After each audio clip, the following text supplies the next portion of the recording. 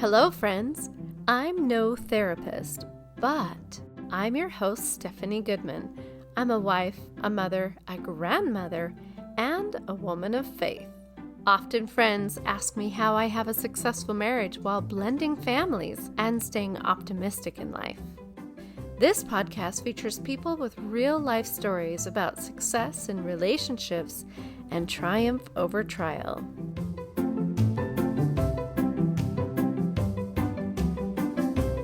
Sometimes situations arise and feelings get hurt. Communication is lacking and we tend to turn inwards to our past traumas. Kels and I get raw with our story of being put in timeout in a Houston hotel. We talk about 5 steps of connection before correction, a learning experience for us all. As our title mentioned, we're going to be talking about connection versus correction. Now, Kels and I, we're usually pretty good about, taking time to breathe when there's a change of script in our life and our path, when we're faced with adversity, which we all are because we're human, right? And in a relationship where you have a human on this point of the view and a human on this point of the view, you got to be able to communicate. You got to be able to bring it together so that there is not conflict, right? And it is easy when you are at a place of being stressed to not think of the words that you use. Let me scratch that. It is easy for me to not think about the words that I am using, and I will find myself just kind of shutting down. Now, I know that the silent treatment is not something that I want to ever put onto my husband, but I feel like the silent treatment for me is a form of giving myself a timeout, giving myself a space to be able to kind of figure out what it is that I'm wanting to talk about. But it doesn't help the situation. I know that when I go into a silence, Kels feels like I'm ignoring him, and that's not the kind of communication that I'm trying to get to. Rather, it's me going internally to find out what are the things that I need to say that are not going to be hurtful, or what am I not understanding, and how can I be a better partner in this situation? So it's going to be a very raw episode, which actually is the spelling of my middle name. So when you hear people say, Trouble's my middle name, I can actually say, Ra is my middle name. Well, the spelling of it anyway. My middle name is Ray.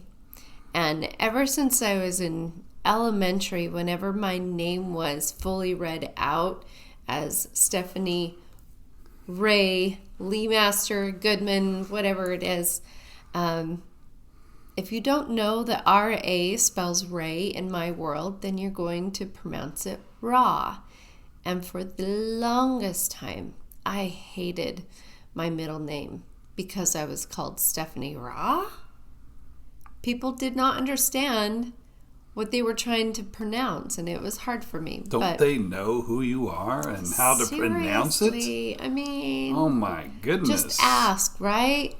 Yeah. Well, I mean, I think a lot of people will take it as the god, the Egyptian god, Ra, which is pronounced Ra, R-A. Yeah. But that is the way Stephanie's middle name is R-A. That's Ra. right. And it was named after my mother, that is R-A. Yeah.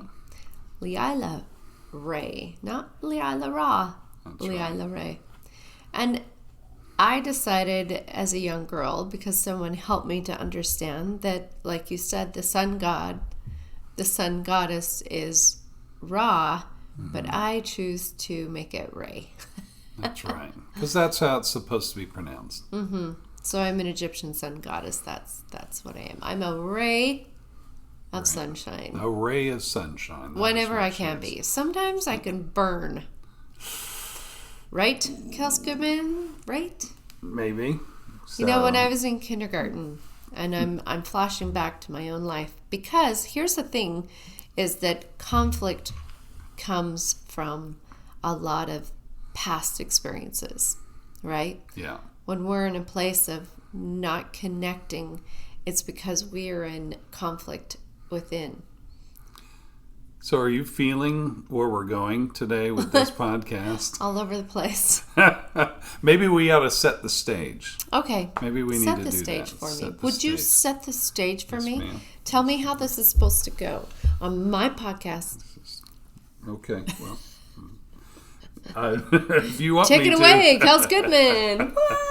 It's terrible. So I'm terrible. I'm terrible. Okay, so all right, we are in Houston, Texas. So why are we in Houston, Texas? So that's the question. And so we're gonna and why are we stuck here? Is that our final destination? Oh no. Tomorrow morning we'll be off and on to better things. We'll be at the beach.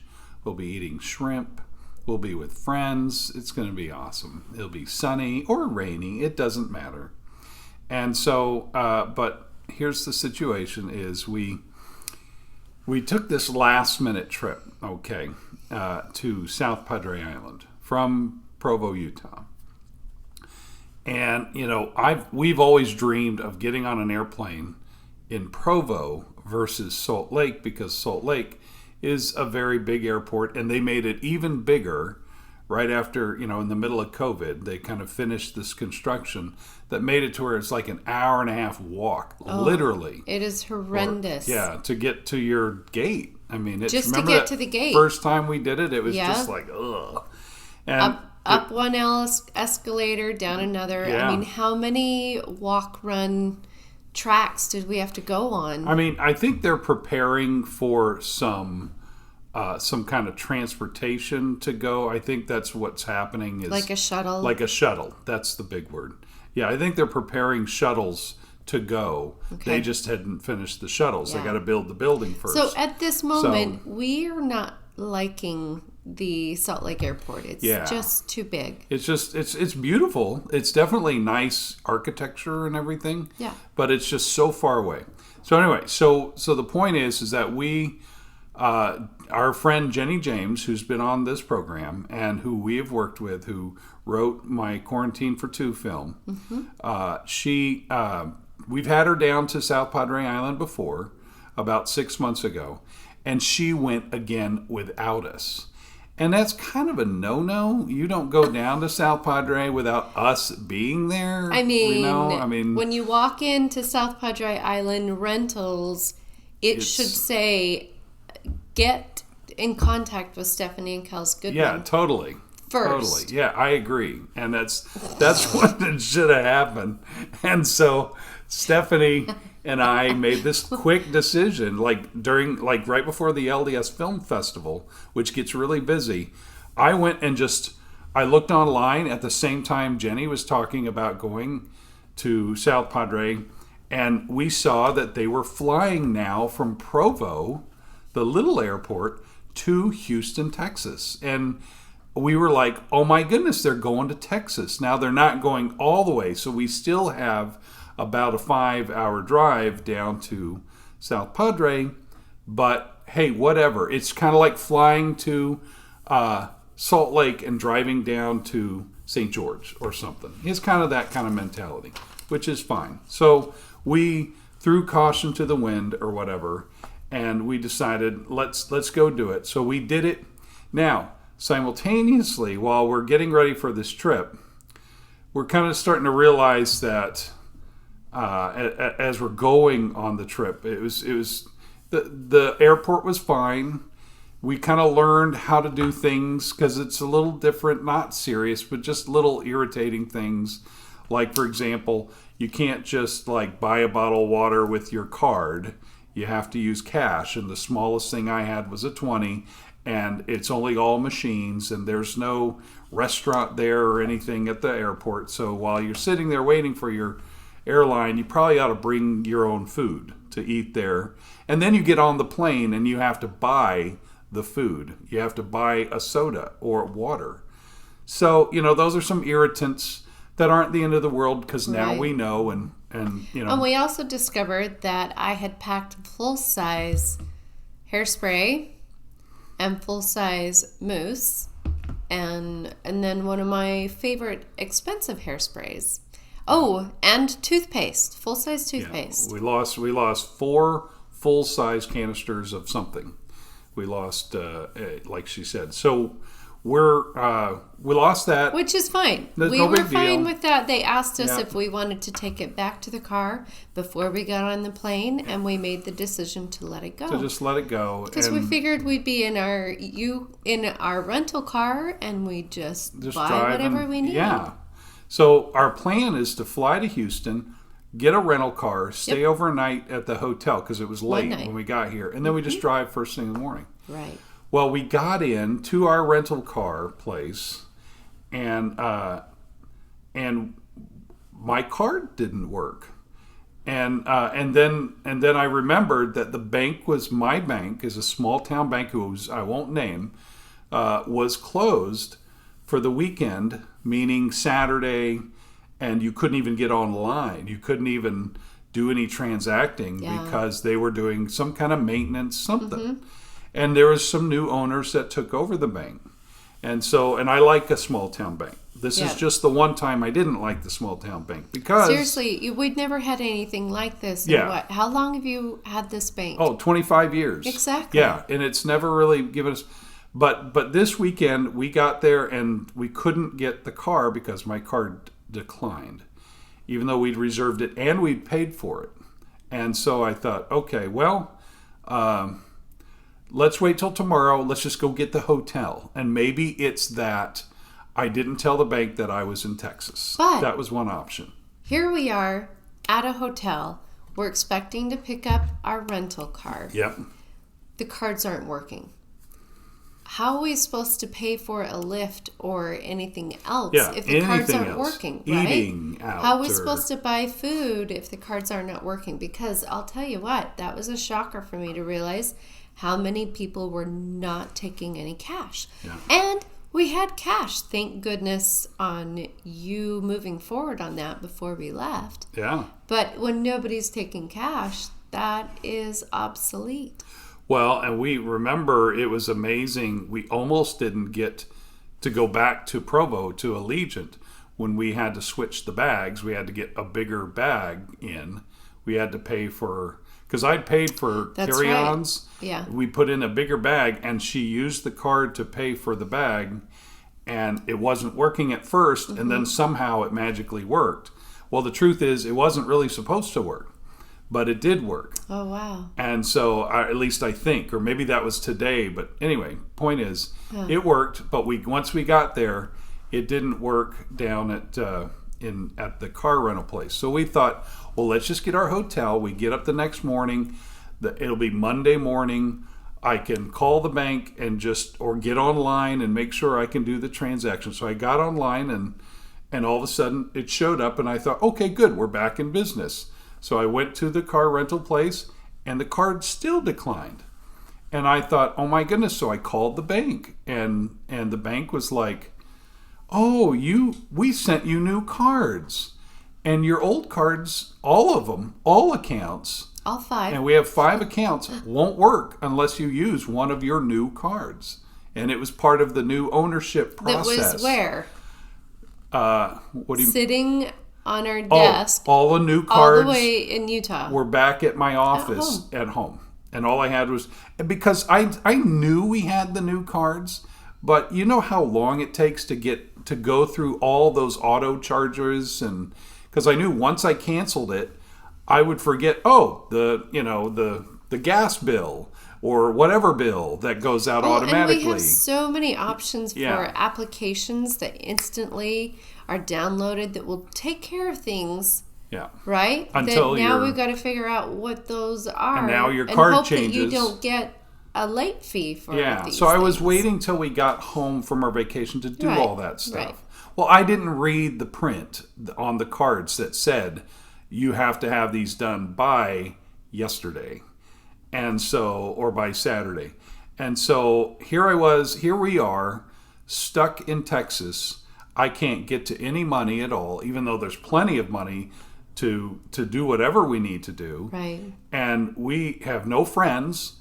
We don't really know anybody nearby. It's all kind of out of the way for whoever it is. My brother's here, but then my brother had to go to San Antonio, so we're stuck. And so it got pressure laden, and so we've been, that's a good word. We've been in this hotel now for about 24 hours, and there's no food place nearby either. Mm-mm. There's nothing. We've been eating Hot Pockets that they sell down in the front room, and luckily I got some waffles this morning while Stephanie was still asleep. But they end that thing at 9:00, the breakfast downstairs. So anyway, it just kind of had a boiling point, and I got a little upset, and because of that, it caused Stephanie and I to butt heads, so to speak. So. And conflict was arising. Yeah, it doesn't happen often. With me and Steph, we have to admit that it's not often, but when it does happen, it's a discussion, and it's a very important discussion, and that's what we're kind of going into. And it's actually, I remember after Steph and I kind of kissed and made up, I said, "Hey, you want to do a podcast?" And she goes, "Oh yeah, I've got a podcast." And it scared me to death. You want a message? I'll give you a message. I'll give you a message. And so it's like, okay, I'll fire up the gear and let's hear it. But you anyway, actually had set up the gear before, and I remember seeing it on the table and thinking, does he really want a podcast? But actually, I am grateful that you're willing to be vulnerable with me, and hopefully what we share will be something that will be useful for others and for ourselves. This is a real experience, and from it we hope to learn and better ourselves from it. So we want to talk about connection versus correction. And one of the things that I learned in our communication when I chose not to be silent any longer was that honestly we were both on the same page. That I was upset at the way that you were upset at yourself, and you were upset that I was upset. It's kind of a making of kind of moment. Man. Yeah, it's I mean, first I'll lay out my issue, and that is that I struggle with self mastery. I really do. That's one of my weaknesses. I love people and I love everybody for the most part, and I love my wife, and she is awesome. And but I struggle with my own personal how do you say it? Self-worth. I do. It is a struggle, especially being in the film business and having been married several times before. It can do some real damage to an individual if you don't have your own, act together.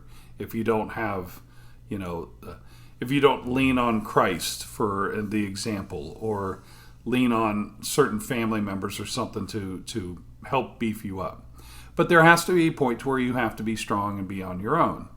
And so that's kind of what I struggle with. Is I struggle with my self-worth. I compare myself to others too often. I'm trying to back it off more. I mean, I'm starting to kind of less and less, but it's still there. It's still taking time, and for me to accept the fact that I'm okay with who I am. I struggle with me telling, going on Facebook and seeing, my friends off to make another movie in another country somewhere or whatever it is, or they're working with a certain celebrity. And here I am still trying to get certain things ready and going and waiting and, and it just becomes, it becomes a struggle to be able to see other people's successes when you've worked so hard, especially people that like I've trained or I've helped or I've friends with, and in some cases I worry about, oh, they're doing better than me and I'm this age, and because I'm this old, I've only got so many years left, and I'm starting to become the old guy now in the film business, and so you want to hurry to try to make something of yourself, and so and then on top of that, the financial side, the bill paying, the work. I've been in those moments where you couldn't make the house payment, or you couldn't make the rent, or you couldn't, you've had your car taken away, or you've lost a marriage because you can't get your act together or whatever. There's been a lot of issues that does do damage to you if you're not careful. And so that's what I fight. Luckily, Stephanie is so patient with me, and she's not, she's not the kind of woman that would get mad. She's more concerned with me, at least from my understanding, about how I treat myself than what's in my bank account.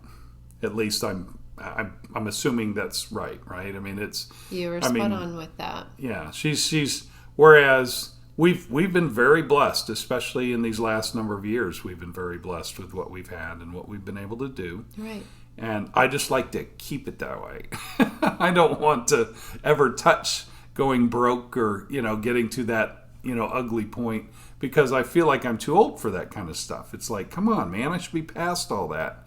And then if it ever reaches a certain dollar amount in my bank account, that becomes scary. I like, okay, whoa, hey, wait a second, and so anyway, so that is the background of when I got concerned. Now, I don't really necessarily do anything physical when I get upset.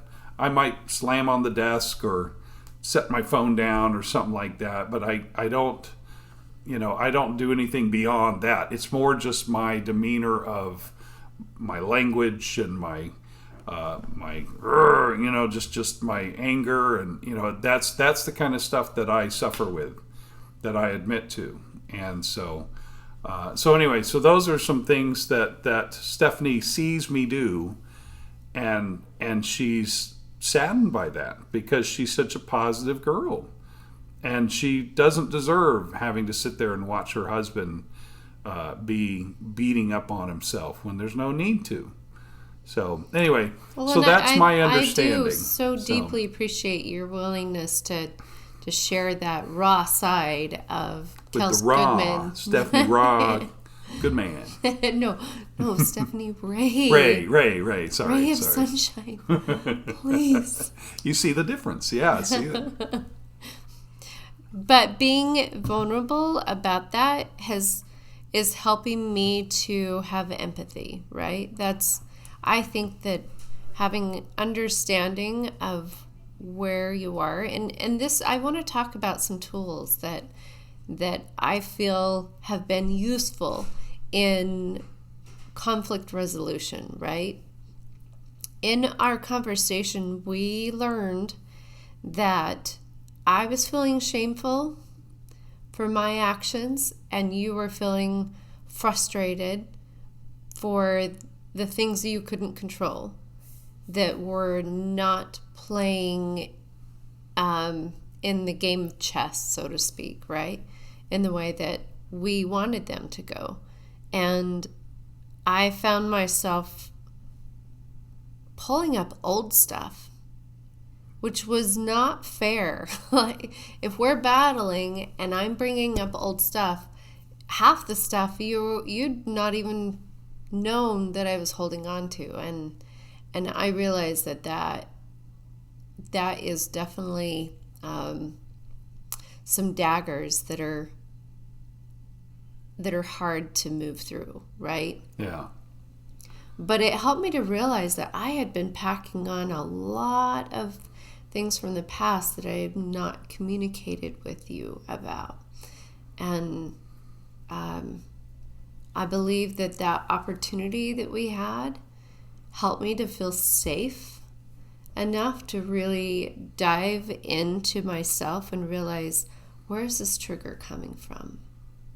Where is this past guilt or shame, internal shame coming from, that I cannot be here in a space where we can connect and move through this together? Yeah. Well, and I sincerely believe that obviously there were some things we had to work through, and the Lord had his hand in making us stay in a hotel room for 24 hours. You guys need to talk. I think that's what he said. You're grounded. Go to your room. It's like, what? What? I need it. We have to wear the get along shirt. I hate that. Gosh. Well, it made me have to face that challenge before we go and have a good time at the beach, and it helped Stephanie have to face her challenge and take care of some things that she probably had to take care of. Yeah. Because it allowed us to have to sit here, because we can't go anywhere unless we go out and just start walking. Unless we walk. Yeah, and which is great. Walking's great. I mean, our walk to Denny's about a mile down the road was great. But, I wouldn't have liked to do that walk without you by my side, though. Yeah, exactly. We didn't walk alone by anybody. Once we made up, we went to Denny's because it was close. Okay, so let's go. Let's go to how we made up. Okay, right? Yeah, let's do that. All right, so I am, like I said, when I'm feeling triggered, I'll shut myself down, and I know that this is how I speak, my love language. Okay, we're going to talk about love language actually with Jenny and Jason when we have our podcast with them. We're going to talk about love language, and I know that my love language is words of affirmation and touch. Kels has learned that when I'm upset that I'm quiet. But I always receive touch. There's nothing wrong with that. I'm all good with that. And when we're finally at a place where we're not comparing our wounds to each other, we're able to ask, what do you need? Yeah. Right? How can I serve you best? And at that time, my need was to cuddle up and be held. And I love when you brushed the gunk off my shoulders. Just let my wings come back out. Get it all out of you. Yeah. Nothing was tying me down. Yeah. But just to be a solid foundation for letting me know that I was safe. Yeah. That I could express my concerns and worries, but also that I had a safe space to be optimistic, to be open to finding out what is the purpose of this, what are the blessings that are coming. And, like we talked about, maybe us not being on the road saved our lives. There's that one little moment where bad things happen. Mm-hmm. And I kind of mentioned this to Stephanie as I'm just trying to piece it together, as if I were talking to a therapist. And that is that, usually in the timeline, and I do things in timeline because I edit, I'm an editor, and so I see things, here's where it goes bad, and here's where it gets better, but here's where it's really ugly in the middle. And so I talk about, examples of when I found out that my cards were all canceled and I couldn't use them.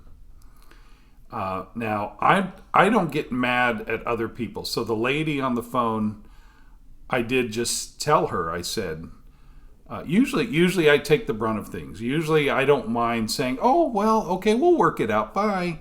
But in this case, I actually did say, I'm stuck in Texas right now, and I don't have my cards with me.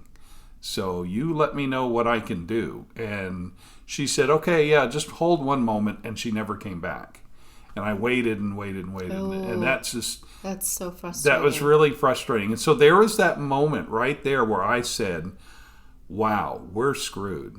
And because at the moment we were screwed. But on the long haul, we're not.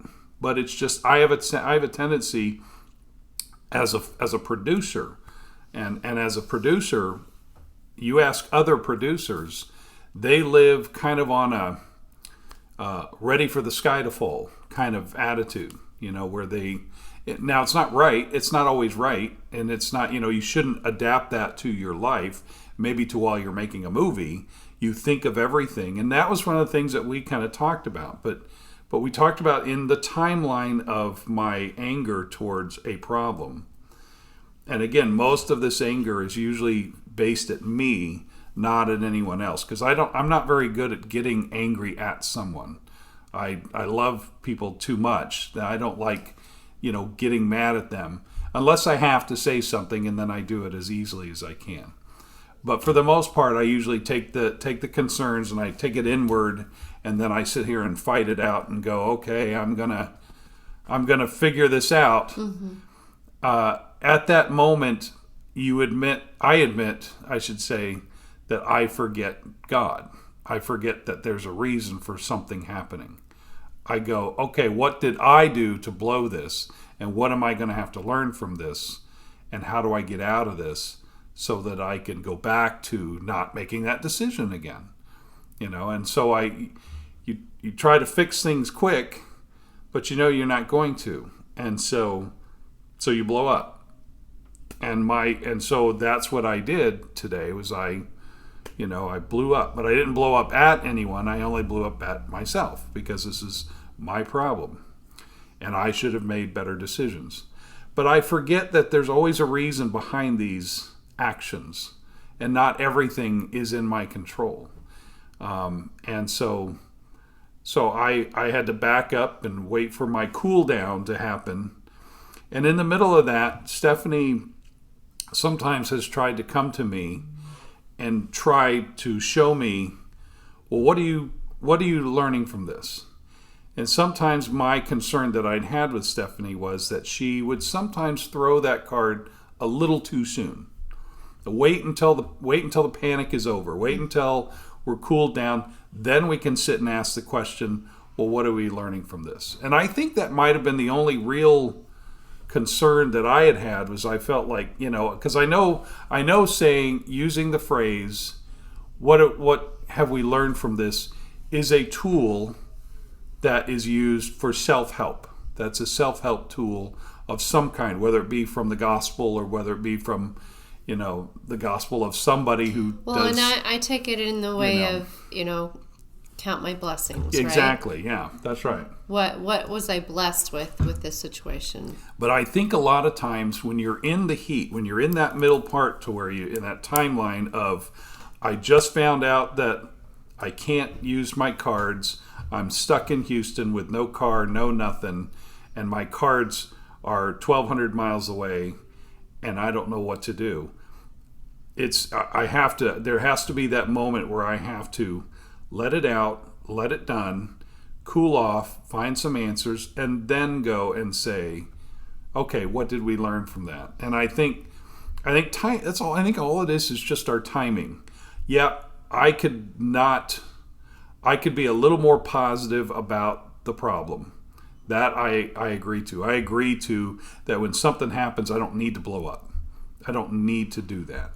And I'm going to work on that. That's kind of something that we agreed on. But Stephanie will also work on her timing in letting me have my time if it happens again, and then come in afterwards with, okay, what did we learn from that? And we're already now sitting here going, we probably needed to be here. We're now looking back at it and going, it's because we had things to talk about. Mm-hmm. That's our takeaway from it. There might have been more. There might be something else. There might have been an accident that we avoided driving down the freeway. There might have been something that we had to miss because we were supposed to. Right. I agree with that. So, and I can see for myself, like you said, maybe it was too soon for me to try and put my little posy flowers in your face and say, smell the roses. Look at the smell.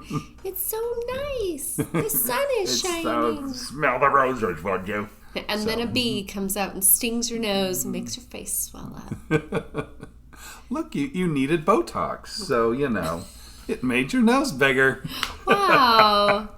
See, positiveness. That's me. I'm trying to be so positive. Anyway, so that's our day. That's been our day. I was feeling picked on because of me being positive, and the word is optimistic, right? I work hard to be optimistic. As she should be. I've done the little poem, Birdie Birdie in the Sky, drop some light stuff in my eye. That's okay, I won't cry, 'cause I'm sure glad that cows don't fly. I learned this in elementary, and I held strong to that. Whenever anything came my way, I really hold strong to, okay, so this is the situation. It could have been worse. However,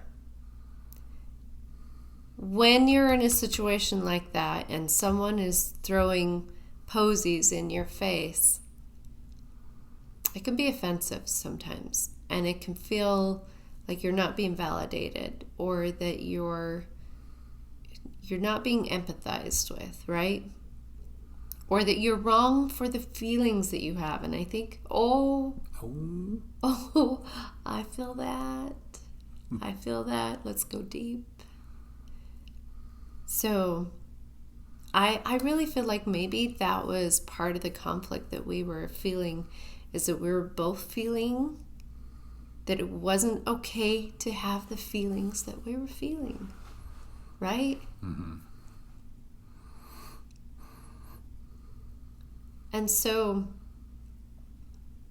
with that understanding, now I can look into your life and go, okay, what is Kels dealing with right now that is so heavy for him that he is not able to see what's in front of him, right? The stress of the finances, the stress of we're on this vacation, the stress of we're away from home and we feel helpless. The stress of my bank, the things that I know are not being available to me right now, and what do I need to do? And how do I feed my wife and myself? I can deeply now appreciate that those were some of the things that you were dealing with, and try to understand the thought pattern of what can I do now, right? Instead of throwing faith and like I said before, posies in your face and making you smell the flowers, I feel like we did some good things. We were able to talk about some things. I believe for the most part, you and I do try hard to have an understanding of where the other person is coming from. And I feel like that is a power tool that we hold on to, right? We never seek to find blame. At least we try not to seek to find blame, but sometimes seek it's for understanding. But I'm guilty of that. Yeah, I can understand that. Well, and I think it's also, for me, I always ask the question, what is the intention? And I know that Stephanie and mine intentions are both not to lash out, but to just fix. Put up the dukes. But right? It's not. That's not our intention. Yeah, we don't have any intention to. My intention was to look at myself and go, what are you doing wrong, dummy? And it's never at her. just like her intention is just to make things positive, and it's not necessarily directed at me, even though it might feel like it is. It's not necessarily at me. It's more a sense of, hey, let's make the situation better. That's all she was just trying to do. Yeah. And so, and don't destroy yourself. She was helping me by telling me, don't destroy yourself. But I think in a lot of cases, in today's world, and I know it's been like this for probably since the beginning of time, that man has always, as the husband and as the breadwinner, so to speak, of a family. And I think today it's almost a little harder because our family unit has changed so much. The definitions of family, the definitions of work, and the definition of earning a living has really altered over the years to where it's become confusing. Yeah, I agree with that. And so it becomes a man who has a wife and children and a mortgage. There's a lot of pressure. There's a lot to think about, and there's a lot to worry about. That I can understand why men who get into their 40s and in their 50s and they feel like they're not where they wanted to be, they wake up and they go, oh my gosh, my dreams aren't what they were. They're not. I'm still working at this factory and I've been here for 30 years, or I've been doing the same thing, or I'm not, I'm still renting, or I'm not living my dreams. Or I'm not living my dreams, or I'm not driving the dream car I wanted to. You start to kind of wake up and self-evaluate. And I have a lot of friends who are my age who are kind of in the same boat, where they just don't feel like, and so their life kind of just becomes, whatever. Well, and so what happens when you get into a place of allowing the weight of the world on you and allowing it to bog you down your shoulders, and your focus becomes the ground, right? Yeah. How does someone help you to find love for yourself?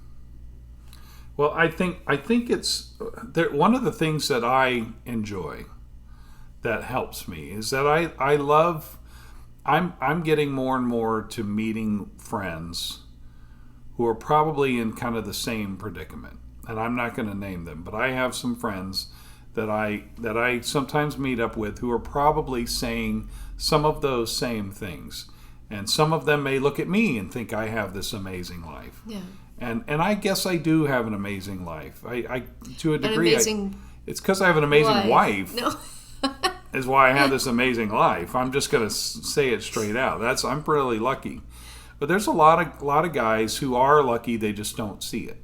Yeah. They may not see it, or they may not. So you start to settle down into going, okay, this car isn't bad. It's paid for, so it's okay. And I don't have or they say, I own a house, and while it's not the best house, I own it and I can make the mortgage, or whatever it is. They have to be.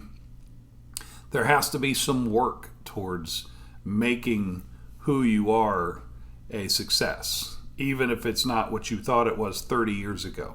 Okay. And so and turn those sentences to I. I what? iPhone, iMac. What did you turn the?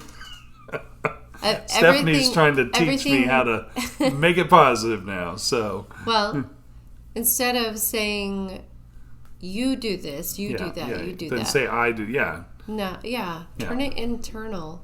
Yeah. Let's learn together. Yeah. Well, I. Yeah.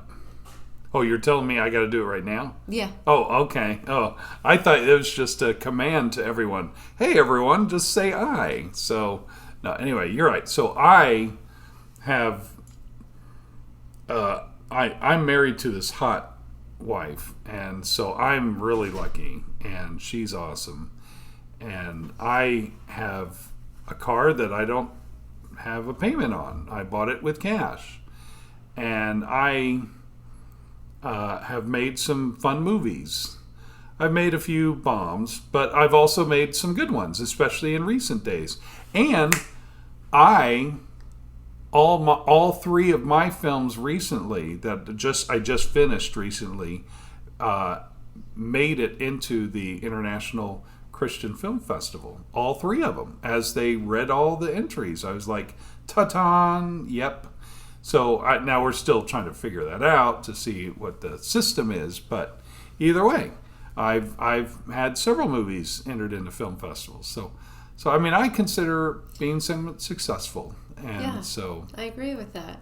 And how wonderful was that? Like, I felt the energy change when you started realizing the things that you've accomplished. Yeah. And the things that you're proud of.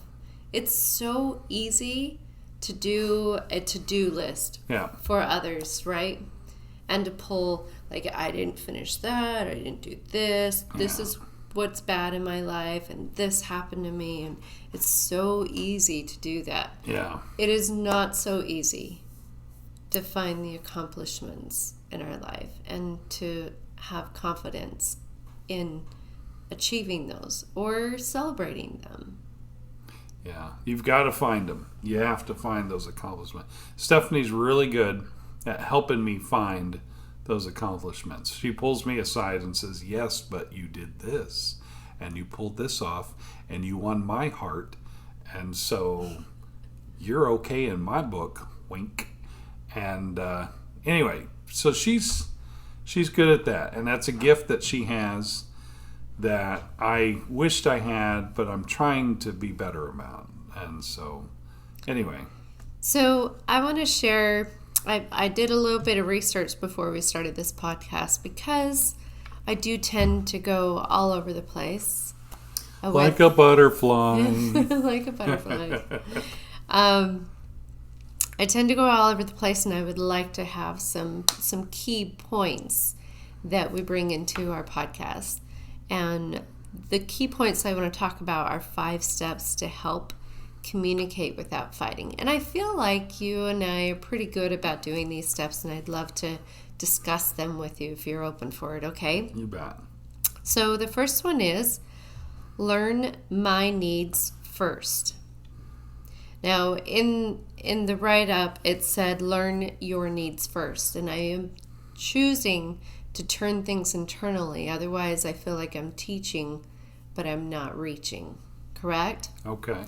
So learn my needs first. So I want to be more aware of the words that I'm using internally. I want to be aware of what is the age of the spirit that is having a fit right now. What are my needs? Do I need to be validated? Am I looking through the eyes of shame and guilt and past hurt, right? Why am I so sensitive at this point? What are my needs? So I'm going to go internally and I'm going to say, okay, my needs are, I need to feel validated for seeing the brighter side and that not being an issue. And I also, it hurts me to see my best friend hurting himself, right? I would not let a bully pick on my man the way my man at this time seems to be bullying himself. So my needs are to know that I'm safe in expressing my needs. I think I double needed that up, but that's what it is. So where would you take that with that sentence? Learn my needs first. Let's not see. Not me, not okay. Stephanie's needs. What I would learn my right. needs. Like answer the question, what are my needs? Right. So I think my biggest need is to be heard. Okay. I think that's what it is. For somebody to look at me and say, yeah, that is a crappy time you're having. You know, or that thing that's happening is crappy. Not that I'm crappy, but that, the bank, what the bank did to me, and oh, I can't believe it, or we should have read the letter, or something to where we just kind of together point out the problem, not necessarily that what I've done, or maybe even really what the bank's done, but no more acknowledging the conundrum and looking at it together and going, yeah, that is a smelly piece of poo, isn't it? And that way. And then I'll come in and say, let's put sprinkles on it. That's so true. Yeah, let's put sprinkles and sparkles. It doesn't smell that bad. That's right. Just spray some poopery on it. I know people that smell worse than this, so it's okay. Yeah. But yeah, I think so great. So my shoes smell worse than that. So Kels is saying Kels needs to be validated. Yeah, I just need to be heard, and we look at it together and go, oh my goodness, that is terrible. Mm-hmm. And until the point of my dismay is over, and then I would cue in, hey, I can get past this, but during that period, it's you're kind of blinded. You're kind of blinded with. So just like I need to feel like I'm safe in expressing myself, mm-hmm. You're also seeking that. Isn't that interesting? Yeah, that's right. So the next step, number 2, let the storm pass. Okay, letting the storm pass. Oh. Batten down the hatches. This is where support and silent treatment knock heads. Yeah. This is the toughest part. This is the eye of the storm right here. This is the eye of the storm. I feel that. Do you feel that? Yeah. I thought of that just now. Amazing. Yeah, the storm. Eye of the storm. Okay. So support versus silent treatment. Now, the way that I feel like I have dealt with that situation is I want to give you space to think it through and to come out of that fight, flight, or freeze mentality, right? Yeah. And emotionally, I start breathing for you. It's kind of like when a woman's in labor and the husband starts breathing for them. Thank you, Bill Cosby. Thank you. That's exhausting for me, but that's what I do. I emotionally bring you down and try to help you to breathe through that. But that also can look like the silent treatment.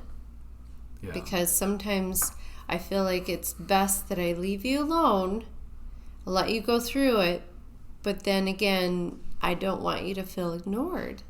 Yeah. Right? It's hard because I try to look at that as, I try to look at the event as that thing. What is that thing?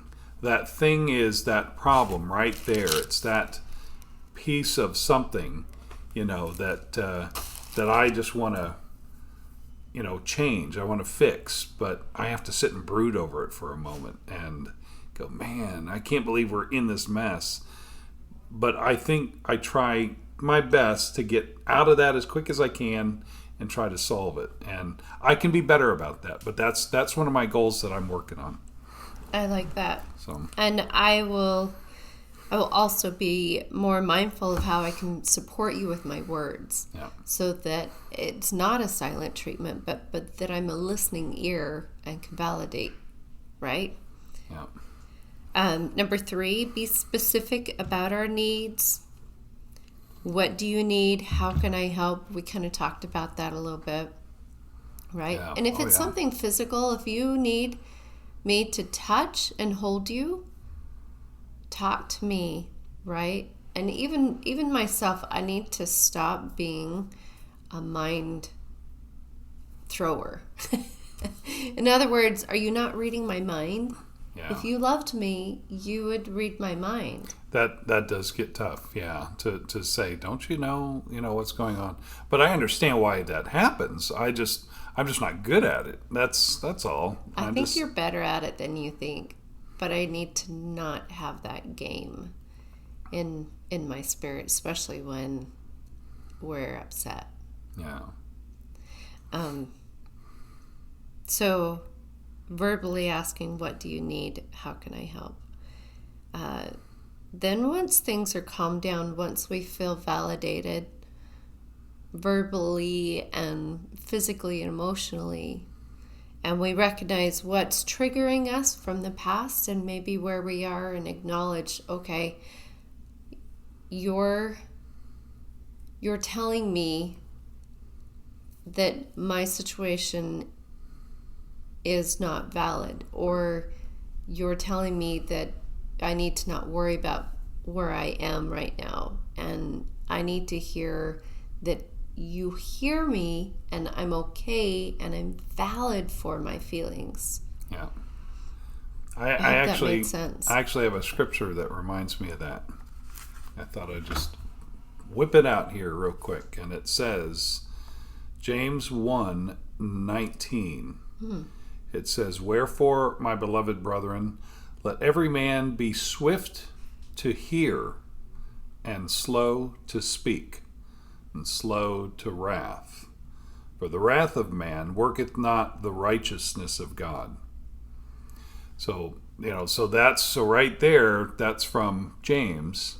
But this is James the Apostle, who is teaching that, for us to listen, to be quick to listen, but slow to speak. And I think a lot of people need that. I think a lot of people, especially today, I think a lot of the stress that we talked about earlier about the things men have to go through, and then even the things that, totally the things that women have to go through today, and our youth. And, I think a lot of people, especially where suicide is high right now. Yeah. Luckily, I've never been suicidal. I've been grateful that that's never been an issue, worrying about that, because there's too many things to live for. Yeah. I've never even been close to it. But I think listening is, like you had just said, that's very important. Yeah. Yeah, we've had some friends that have lost their lives because of suicide, and it's hard for me because I feel like when you get into a space of suicidal thoughts, that it's almost like, that scene from Never-Ending Story when, I think it's Atreyu, and I don't have the characters right in front of me, so I'm not sure how to present that, but he's pulling his horse through the sands of sorrows. Oh, yeah. Mm-hmm. And he thinks that things are good, and he's like, this is really hard, and it's a lot of work, but we're going to get through this. And he turns around and he notices that his horse has given up. Yeah. Right? And it doesn't matter how much he's pulling on the reins, how much he's trying to give him encouragement. We can do this. Come on, don't give up. The horse has decided he's going. He's just too sad to go on, and there's nothing that this young warrior can do. Yeah. It doesn't matter how much he loves the horse until the horse loves himself. He's just going to allow himself sink until he's gone. And I think that's a big trigger for me with seeing people being cruel to themselves. Because it feels like unless you love yourself, you really can't see the people around you that love you the most. Yeah.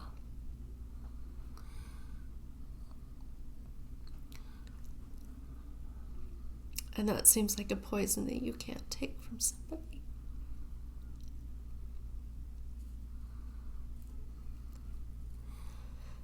So, thank you for sharing that scripture. I think that if we are quicker to listen and to look to see what it is that's going on through an empathetic heart, then we can work through things together. So number 4 is to agree on a plan. And we somewhat talked about how that plan would work in the future, so that if we came to a place And we will be coming to places because we're living on this earth, right? We're tested and tried. So what is it that we're going to do when we come to that new place of being tested and tried? How do we get through this together as a team, as Kels and Stephanie Foundation?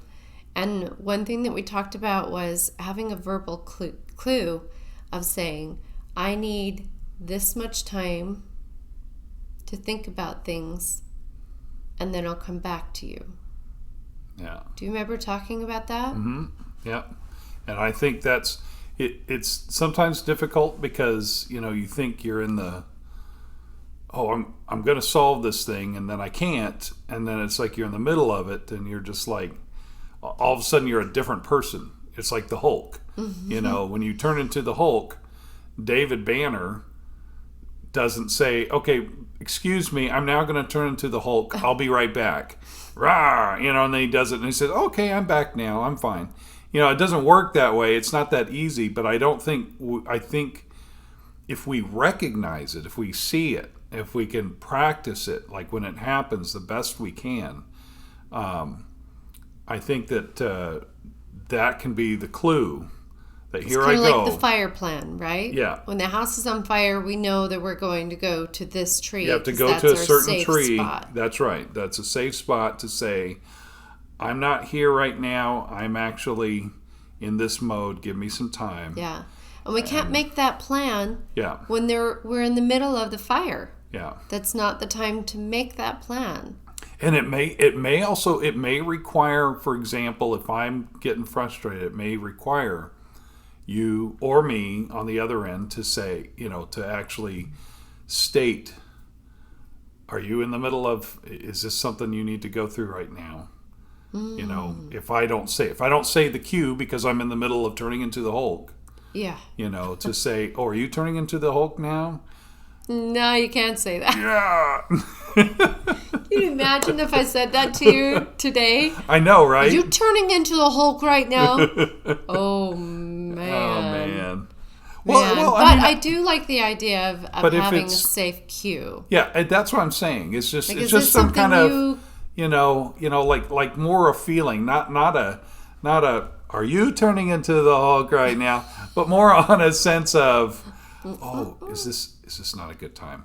Just sort of a, okay, So to our listeners and those who watch, we are very open to you sharing with us what are some things that have helped you through some trials when you're going through some conflict.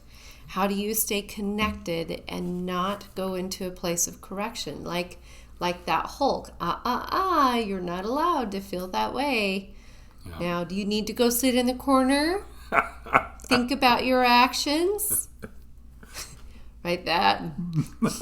I'm going to be better right now. Yeah, I'm going to do it right now. Yeah. No, that doesn't work. I know. Yeah. So, number 5 is recognize each other's efforts. And I think that's important.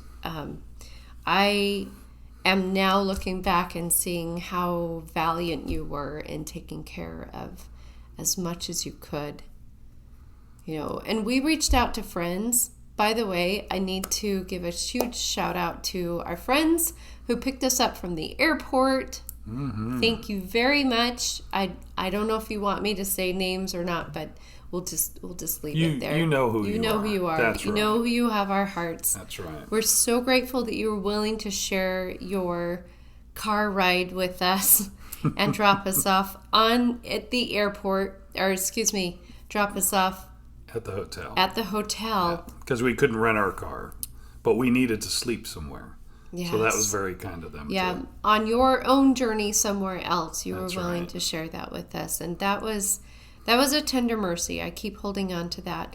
And then through the phones, we were able to have them charged, and they were available to reach out to our neighbors who are watching over our home and our sweet puppy, that you were willing to go in our home and that we can trust you to go in our home. Bless you for being those kind of people. That's right. And then another neighbor who was able to go and pick up our cards and as willing and able to pay for them to send them overnight to us tomorrow, where we'll be able to get our car, and we will be eternally grateful. Not cheap, by the way. So bless you for doing that. And yes, yeah, it was. That's the only way we were able to continue on this vacation, is that we had cards overnighted to us. So many to the tender hotel. mercies along the way. Yeah. I mean, and this hotel, when we got here, it was 10:30 at night, which meant that most places are shut down. Yeah. We don't have a vehicle. We don't have a card that's paying for anything. But there were food options. Yeah. Hot Pockets, in the baby. little store downstairs. In the microwave. Wow, I'll tell you what. Pot pie never tasted so good. It's so true. We're sitting here with Microwaved in our very own room. little microwaved stuff, and Yep. it was crazy.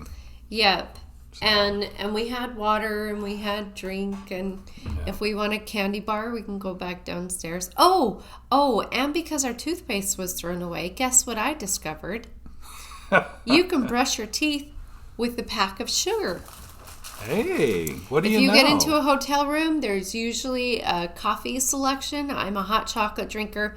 Hotels, please put in some hot chocolate. If you're buying more hot chocolate. If you're buying the coffee, I mean, oh my goodness. Well, there's 4 selections of coffees to choose from. Just one hot chocolate. That's all we ask. That's right. But there's sugar and cream, and if you use the sugar, you can use it on the toothbrush, which gives an abrasive, and it will clean off those fuzzy teeth for you, and it's kind of flavorful, so that's nice. Does it taste better than toothpaste? Yeah. Than a raw toothbrush that has no toothpaste. I wonder if I could brush my teeth using sugared drinks. Well, you know, optimism, right? I'm there to be positive. And so if I could use Coke or Pepsi. There are no problems, only challenges. That's right. Mm-hmm. So to brush my teeth with that. And if you're open to it, challenges can become opportunities. And that's where I hope that we continue focusing on. That we look for the opportunities and the challenges, and that we don't let those trials overtake us and make us bitter people, but that we recognize that we are in this journey and this adventure together, and that all things are for our good. Yeah. I love you, Stephanie. You're amazing at loving me, and I love you. Thank you for giving me space in this marriage to heal my past wounds and to learn more things about myself and to be the healthiest version of Stephanie that I can be. If you've enjoyed this episode, remember to subscribe, share, like us on Facebook, and follow us on Instagram. Please comment, because I would love to hear about what you think and what you want to see in the future. I'm no therapist, but I am your host, Stephanie Goodman.